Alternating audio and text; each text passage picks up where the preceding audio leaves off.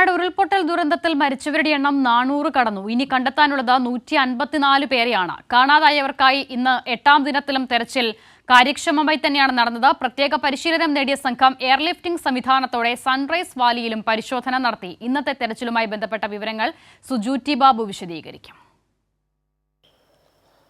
അസിത, വയനാട് ഉരുൾപൊട്ടലിൻ്റെ 8ാം ദിനത്തിലും ഇന്നും തിരച്ചിൽ ശക്തമായി തന്നെ നടത്തിയിരിക്കുകയാണ്.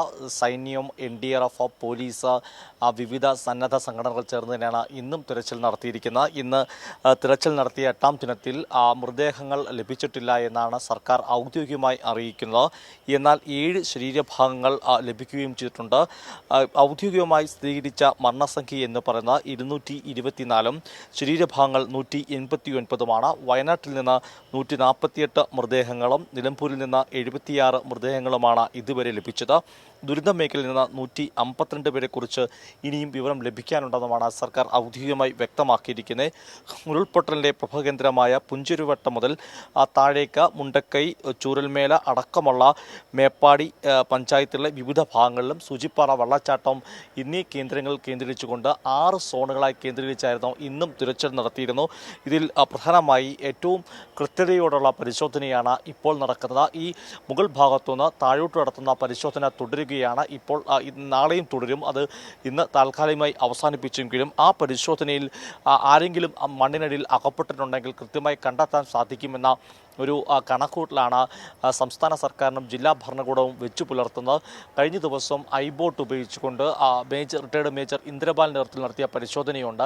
അത്തരം പരിശോധനയിൽ ചില മേഖലകളിൽ ചില ഇടങ്ങളിൽ മാർക്ക് ചെയ്തിട്ടുണ്ട്. സിഗ്നൽ ലഭിച്ചെടുത്ത് അവിടെ പോലീസിൻ്റെയും സൈന്യത്തിൻ്റെയും ഒക്കെ തന്നെ ഡോസ് കോഡുകൾ എത്തി ഡോസ് കോഡുകളുടെ സഹായത്തോടുകൂടി തന്നെ അത് ഉറപ്പിക്കുകയും ചെയ്യുന്നുണ്ട്. ആ കേന്ദ്രങ്ങളിലായിരിക്കും നാളെയും തിരച്ചിൽ ശക്തമാക്കാൻ തന്നെ സാധ്യത. ഇന്നും അത്തരം കേന്ദ്രങ്ങളിൽ തിരച്ചിൽ ശക്തമായിരുന്നു. തിരച്ചിലിനായി വിവിധ സേനകളിൽ നിന്ന് 1174 പേരെയാണ് ഇന്ന് വിന്യസിച്ചിരുന്നത്. 84 മണ്ണുമാന്തി യന്ത്രങ്ങൾ തിരച്ചിലിനായി ഉപയോഗിച്ചു. ഇന്ന് 1126 സന്നദ്ധ പ്രവർത്തകരും ഈ തിരച്ചിലിൻ്റെ ദൗത്യത്തിൻ്റെ ഭാഗമായി പ്രവർത്തിക്കുകയും ചെയ്തിരുന്നു.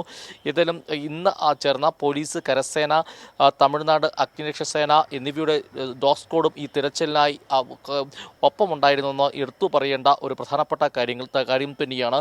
ചൂരൽമല ദുരന്തത്തിൻ്റെ പശ്ചാത്തലത്തിൽ 16 ക്യാമ്പുകളാണ് ഇതുവരെ പ്രവർത്തിക്കുന്നത്. 648 കുടുംബങ്ങളിലായി 225 പേരാണ് ക്യാമ്പിലുള്ളത്. അസിത, ഇന്ന് നടത്തിയ തിരച്ചിൽ നാളെയും പുനരാരംഭിക്കും. നാളെയും തുടരുമെന്ന് തന്നെയാണ് ഇപ്പോൾ സർക്കാർ ഔദ്യോഗികമായി വ്യക്തമാക്കിയിരിക്കുന്നത്. ഏറ്റവും പ്രധാനപ്പെട്ടത് ഇതിൽ പ്രാഗൽഭ്യമുള്ള ആളുകളെ ഉൾപ്പെടുത്തിക്കൊണ്ട് ശാസ്ത്രീയമായ രീതിയിൽ തന്നെ തിരച്ചിൽ കൂടുതൽ മേഖലയിലേക്ക് വ്യാപിപ്പിക്കാൻ തന്നെയാണ് തീരുമാനിച്ചിരിക്കുന്നത്.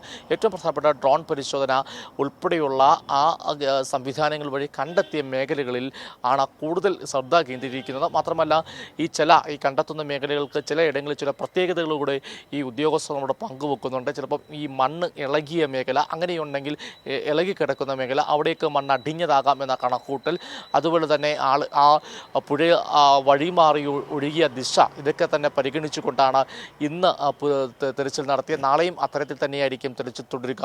അസിത.